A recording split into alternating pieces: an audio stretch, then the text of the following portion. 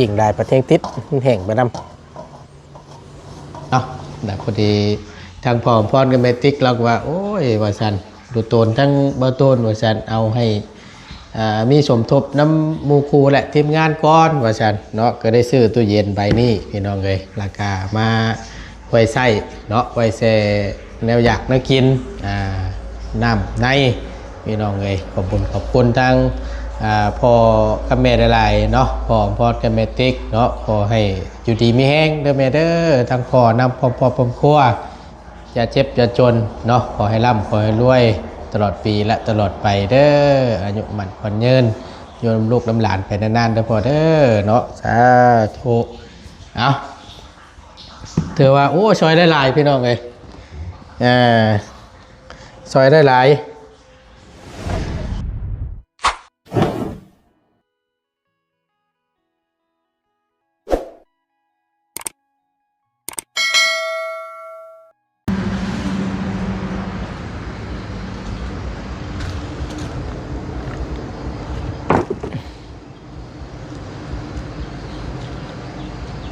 ฝนตกเมื่อคืนนี่เนาะป๊าดโตแห้งอยู่ดิโอ้ตาย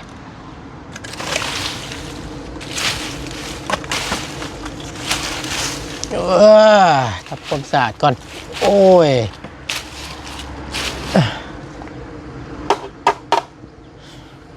แกแต่มันหักแรงบาดนี่เอาโมเมนต์ยังได้พี่น้องเลยทางประตูมาอันนี้ มาเอาไม้กระลาบช่วยเข่าก่อนอึ๊บ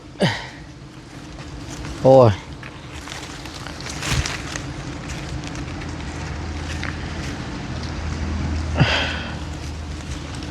กระลาบช่วยเข่าก่อนง่ายๆเลยไม้กระลาบเพิ่นนี่อึ๊บเอางานนี่แหละคือเนี่ยพอฉีดใหญ่ๆหน่อยนึง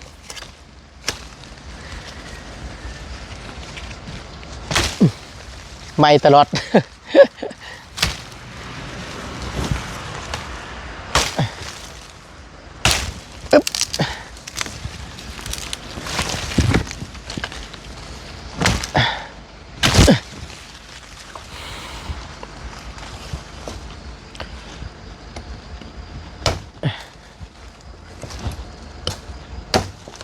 นี่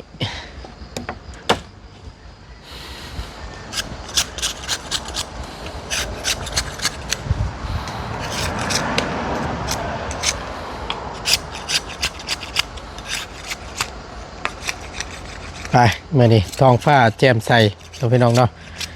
เมื่อคืนนี่น่าจะตกแห้งเติบอยู่เปียกเปิดพี่น้องเลย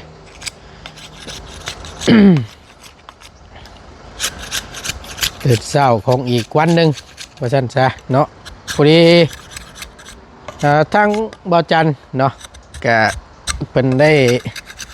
หนึ่งเข้าว่าซั่นหนึ่งเข้าไว้ให้สีทางบ่ตูนกับสีมาปีนก่อนปีนแล้วก็ จังสีช่วยพี่น้องกับปีนก่อนจังหน่อย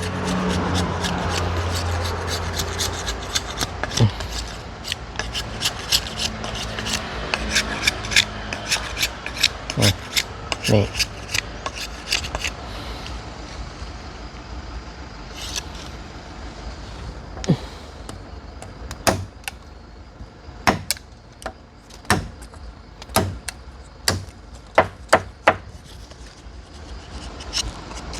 เอายามเช้ากับสิประมาณนี่แหละพี่น้องเลย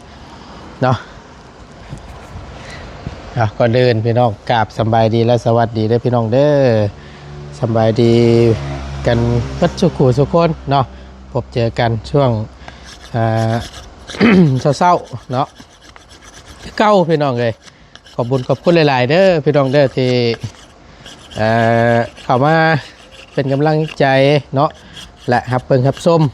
โดยตลอดมาขอปะบ่ถิ่มพี่น้องเลยขอบคุณหลายๆนั่งมาต้นก็ได้โอเคไปบาทนี่ประตูสิเคาะคักๆก่อน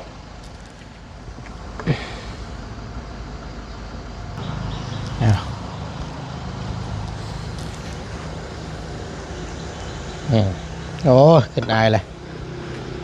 ซอยกันพี่น้องเลย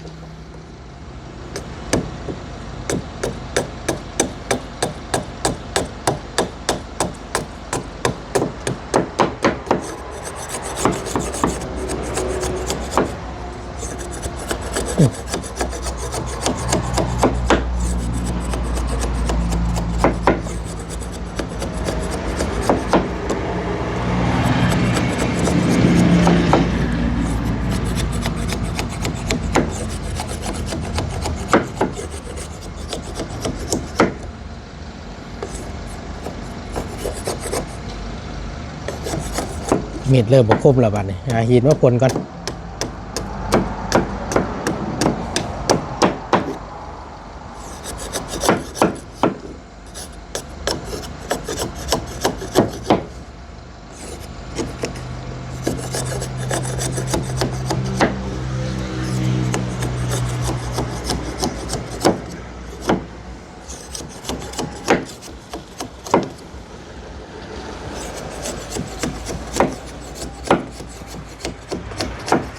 เป็นยังบ่ไม่กระลำบาดนี่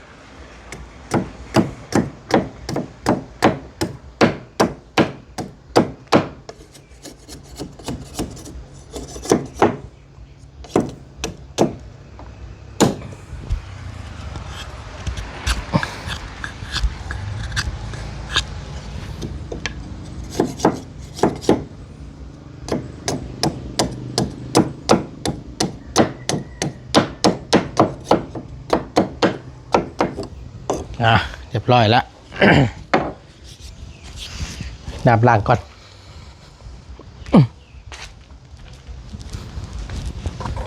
อึ๊บโอ้โห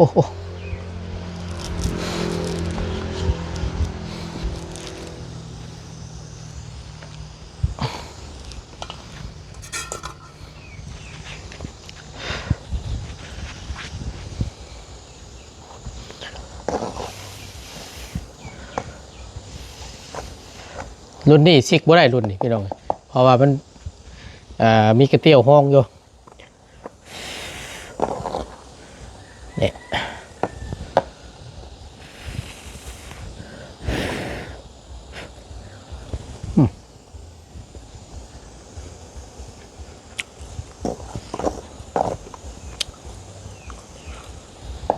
โอเคพี่น้องเลยจังหน่อย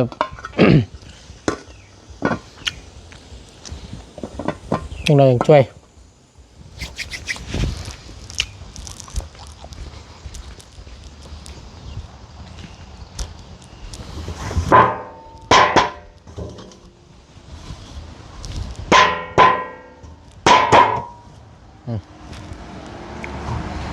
มาสวยเข่าก่อนบานนี่หลังจากที่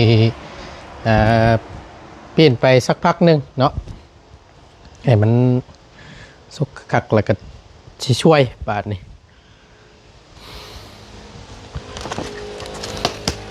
อึ๊บ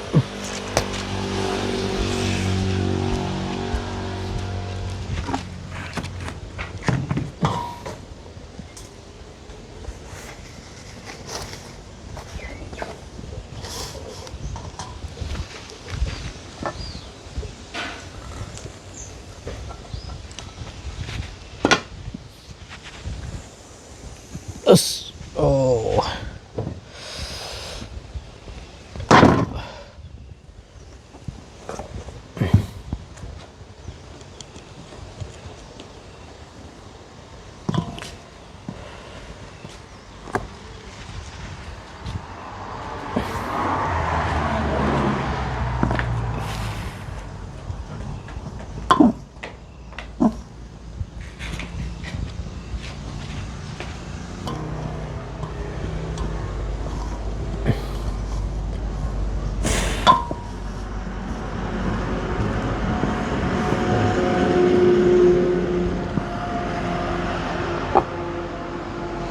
ไม่พี่น้องไง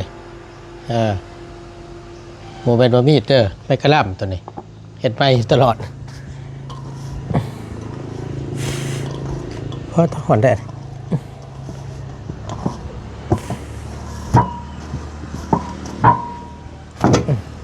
กิ่งได้ประเทงติดแห้งไปนำไป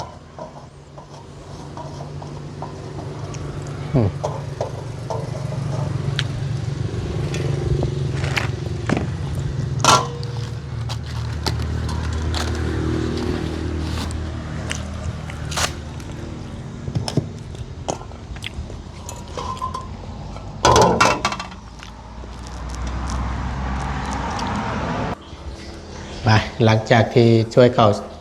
เสร็จสิ้นพี่น้องเลยแล้วเป็นที่เรียบร้อยเนาะมาเบิ่งก่อนว่าในตู้เย็นเขามีอย่างแน่โอ้ยตู้เย็นยังดีพี่น้องเลยอันนี้ก็เป็นทางพ่อกับแม่เนาะพ่ออัมพรกับแม่ติ๊กที่ทางพ่อกับแม่เราว่าบ่ตู้เอ้ยว่าสั่นเอามีแต่ว่าทางแม่สิซอยเจ้าและทีมงานเด้อว่าสั่นพอได้มีส่วนร่วมสมทบน้ำมูว่าสั่นเนาะก็คือฮู้กันได้พี่น้องเอ้ยแรกๆทางดงเฮิมบ่าวบุญมันป่าเนาะบ้านหลังนี้พี่น้องเอ้ยก็เพิ่นอยู่ก่อนเนาะคือทางบ่ตูนได้เว้าไปนั่นแหละว่าก่อนจะขึ้นมาเชฟโปนพ่อกันพูดเอ้าขึ้นก่อนลูกเด้อว่ะเดี๋ยวสิไปขอพักน้ำดอกว่ะสิจ่ายให้เราขึ้นละ50,000เนาะพอหยอกกันนะพี่น้องเอ้ยเนาะแค่พอดีทางดักกมีทั้งเอื้อยใจดีเนาะทางบ่าวบุญมันป้าพี่น้องเอ้ยทางเอื้อยเรากับซอยกาบ้านเสียหลายปีนะพี่น้องเอ้ย15 ล้านเนาะก็โอ้ยขอบคุณในหลายเนาะก็ถือว่าได้ยูดไปถือว่าสบายให้ห่วงละในชาวบ้านว่าสั้นซะเนาะแต่พอดีทางพ่อพรกับแม่ติ๊กเราก็ว่าโอ้ยว่าสั้นดูโตนทั้งเบอร์ต้นว่าสั้นเอาให้มีสมทบน้ำมูคูแหละทีมงานก้อนว่าสั้นเนาะก็ได้ซื้อตู้เย็นใบนี้พี่น้องเลยราคามาไว้ใส่เนาะไว้แช่แนวอยากน่ากินน้ำในพี่น้องเลยขอบคุณทางพ่อกับแม่หลายๆเนาะพ่อกับแม่ติ๊กเนาะขอให้อยู่ดีมีแห้งเด้อแม่เด้อทางพ่อนำพ่อครัวอย่าเจ็บอย่าจนเนาะขอให้ร่ำขอให้รวยตลอดปีและตลอดไปเด้ออายุมันขวัญยืนโยนลูกหลานไปนานๆเด้อพ่อเด้อเนาะสาธุเอาถือว่าโอ้ซอยได้หลายพี่น้องเลยซอยได้หลายแส่พักหยาขาหุ่นแนวอยากน่ากินคือจังซี่แล้วพี่น้อง ถ้าว่าเฮาวันบ่นั่นก็อันนั้นถ้าเฮาแบบเฮ็ดกินบ่เบิดนะพี่น้องเฮาก็มาแซ่ไว้จังซี่แหละนี่เห็นบ่อันนี้ก็สิเป็นขี้เล็กบ่พี่น้องเอ้ยจังหวัดลูกเพิ่มสิมีเมนูขี้เล็กแกงขี้เล็กกินว่าซั่นอันนี้สิเป็นมะกอกเบิดแล้วเบิดเด้อได้นี่มะกอกนี่ก็ได้นี่เนาะในตู้เบิ่งกันเด้อผู้ว่าบ่คู่สิกินหยังพี่น้องเอ้ยมีแต่ง่ายๆแต่แม่นบ่ตู้สิต้มไข่นี่ได้นี่มีแต่พักเนาะอันนี้ก็แม่นอย่างปอกพริกกันหมักพริก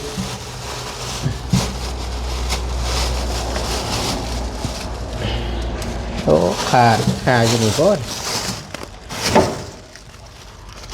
โอเคพี่น้องโอ้ดีละประตูนเสียวลงไปปลูกน้ำที่เห็นอยู่สถานที่พี่น้องเลยมองพมโคกม่วงนะเฮ็ดซี่พวกเราปลูกรอดประตูนเลยว่าสันเพราะได้อยากได้กินว่าสันปลูกได้อยู่พี่น้องเลยแต่ว่าผัดย่านไก่ย่านยังไงแล้วมันไปเคลียร์ไปซับในพักได้ยากะเพราะว่าเฮามันโมมีอันผ่าเชลเลนเขียวเดี๋ยวผ่าเชลเลนลำอ้อมได้เพราะว่าอ้อมคุดลักมันลักไม้ไผ่อยู่บ้านเช่าบ่อเชียงเนาะเห็ดลายเมื่อวานนี่ก็ได้พี่น้องเลยได้มาจาก6 ลักอ้อมแล้วคุดปลูกโอเคเนาะได้อยู่แต่ว่านั่นก็แต่ว่ามันหนักคือว่าเนี่ยโอ้ผมมีอย่างพี่น้องไอ้แนมเห็นแต่ไข่นี่แล้วป่านนี่สิบ่ได้ทอดไข่อีกสิบ่ได้ นี่ได้พี่น้องเลย สิบ่ได้ทอดไข่ต้มไข่สิบ่บาดนี่มีแต่สิต้มไข่เอาแล้วบ่ตูนว่ะเอาไว้ถ้าทีมงานมองท้องคนละนิดคนละหน่วยแล้วก็ต้องไปเฮ็ดเวียกพี่น้องเนาะคือเก่าเอาตัวนี้แหละเบิ่งจักหน่วยไล่ซะก่อน1 2 3 4 5โอเคต้มมันจะ6หน่วยซะ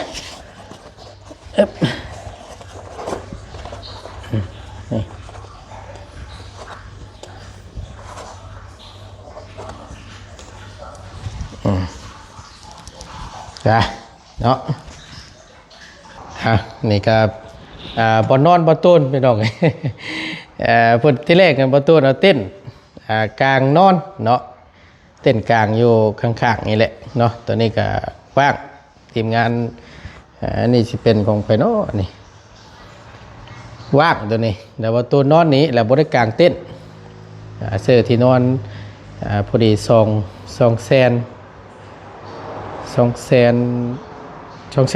พี่น้องเลยโบแมน200,008ที่นอนแล้วกับศาสตร์พื้นหนึ่งแล้วกับพัดลมตัวหนึ่งเนาะนี่แหละซื้อมาเมื่อนั้นผัดโอ้ยว่าจะได้ผัดเพราะว่าไฟกับโบมาพี่น้องเลยเนาะมาทั้งเพศก็เป็นชุ่มทั้งเบาจันพี่น้องเลย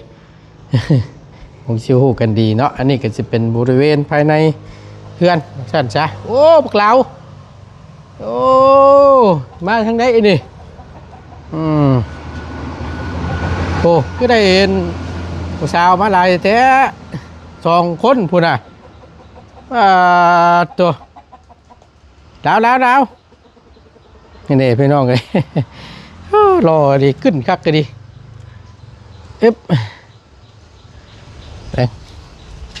ต้มไข่นี่แหละไว้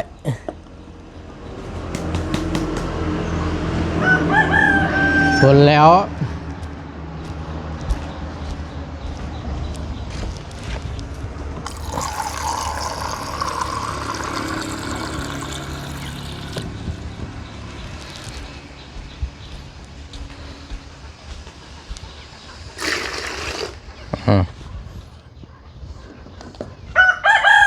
คนใดกันอุ้ย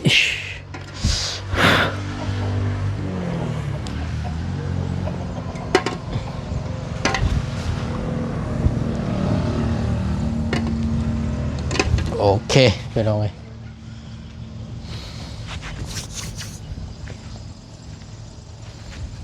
เตากันโอ้แตกไปเลยพี่น้องเอาหลายผู้หลายคนกว่าโอ้ยบ่ตูนเลยน้ำมันบ่ไหลจริงที่คือบ่หาเก็บเงินกันชื่ออันทางรองรับน้ำไว้แน่จากทางว่าซั่นเนาะก็คุยกันอยู่พี่น้องเอ้ยถามทางทีมงานเบิดทุกคู่ทุกคนเนาะก็ว่าสิออกเงินกันชื่อไว้แหละมันก็ยังบ่พร้อมหน้าพร้อมตากันเนาะขึ้นมาหลายๆคนแล้วก็จะค่อยปรึกษาถามกันเก็บกันคนละ100,000-200,000นะพี่น้องเนาะเพราะว่ามันสำคัญเลยน้ำในพื้นไฟนี่โอ้ย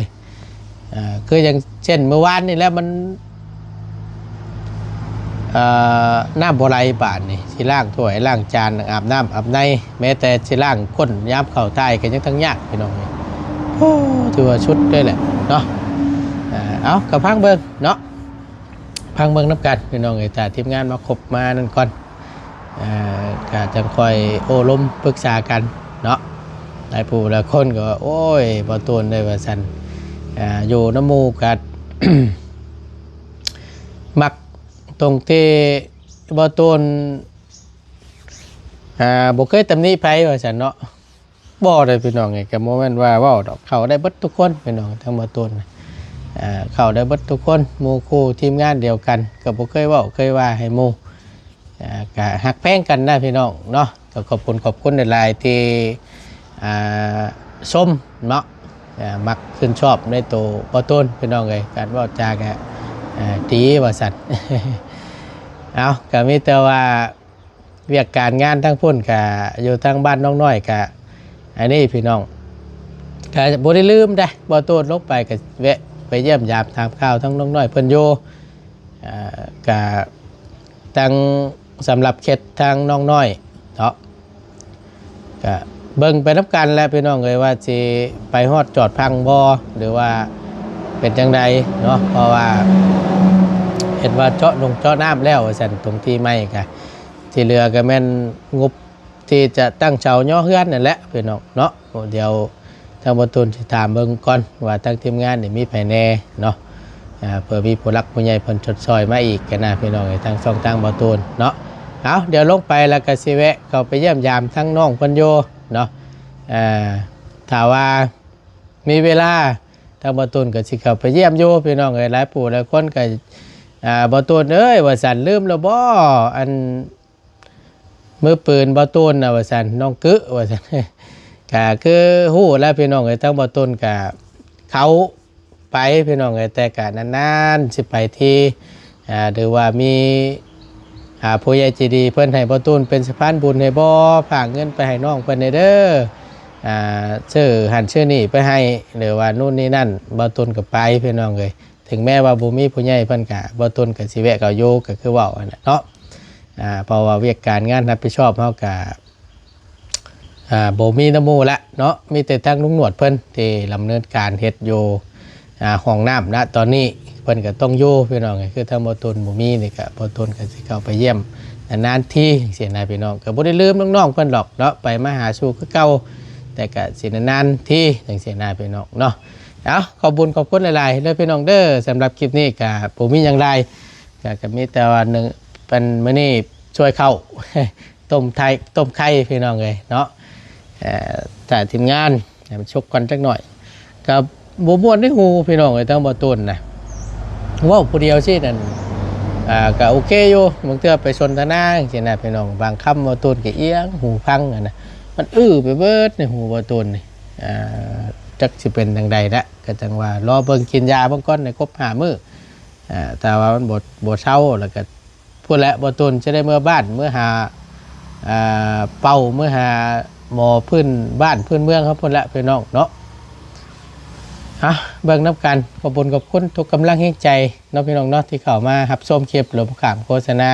บ่ปะบ่ถิ่มทั้งบ่ตนซัพพอร์ตโดยตลอดมาอยู่ดีมีแห้งพี่น้องสบายดีเด้อพี่น้องเด้อ โอ้ยคันคอแต่เลยไปว่านี่เนาะ